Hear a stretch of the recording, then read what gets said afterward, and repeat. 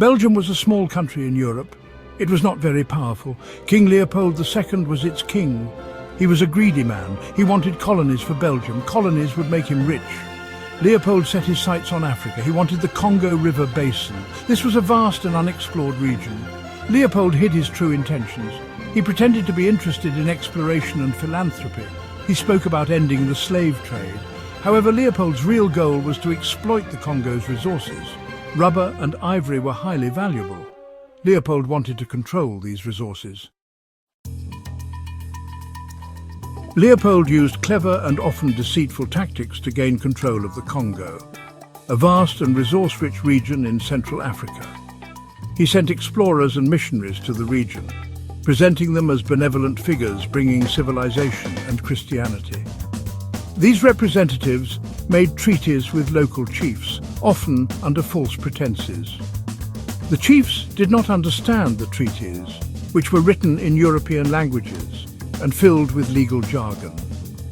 They were tricked into giving up their land and resources, believing they were entering into fair agreements.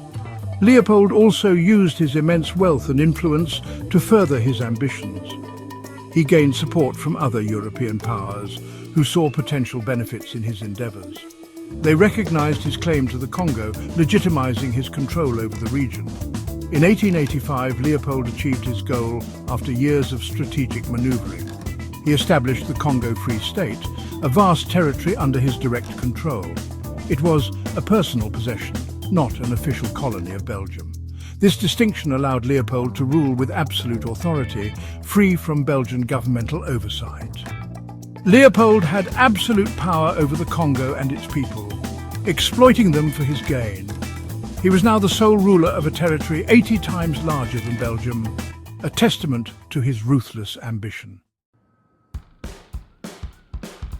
Leopold's rule in the Congo Free State was brutal and oppressive. He established a system of forced labor. Congolese people were forced to work on rubber plantations. They were treated like slaves. They were beaten, tortured, and killed if they did not meet their quotas.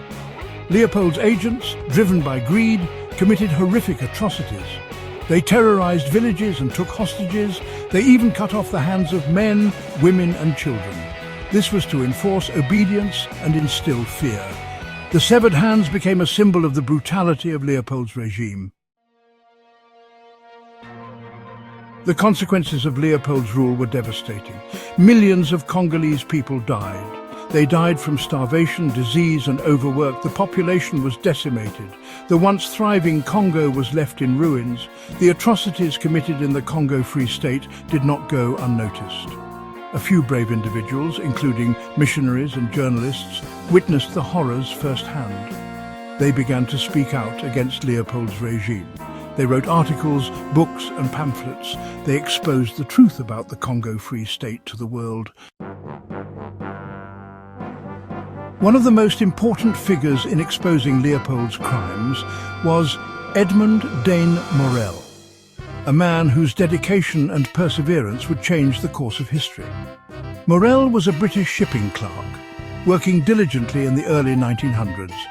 He noticed that ships leaving Belgium for the Congo were filled with guns and ammunition, a troubling sign that hinted at something sinister. Ships returning from the Congo were loaded with rubber and ivory, valuable resources extracted at a great human cost. Morel realized that something was wrong. He began to investigate, meticulously gathering evidence and connecting the dots. Morel founded the Congo Reform Association, a group dedicated to exposing the truth and seeking justice. This organization worked tirelessly to raise awareness about the atrocities in the Congo, bringing the issue to the forefront of public consciousness. They organized protests and campaigns, mobilizing people from all walks of life to stand against the injustices. They lobbied governments to take action against Leopold, pushing for international intervention and reform. Morel's efforts, along with those of other activists, gradually turned the tide of public opinion against Leopold, leading to significant changes and greater scrutiny of colonial practices. The international outcry against Leopold's rule grew stronger as more and more people became aware of the atrocities being committed in the Congo. Finally, in 1908, under immense pressure from the global community, Leopold was forced to relinquish control of the Congo Free State. It became a Belgian colony, known as the Belgian Congo, marking the end of Leopold's personal rule, but not the end of exploitation. However, the damage was done. The scars of Leopold's brutal regime were deeply etched into the fabric of Congolese society.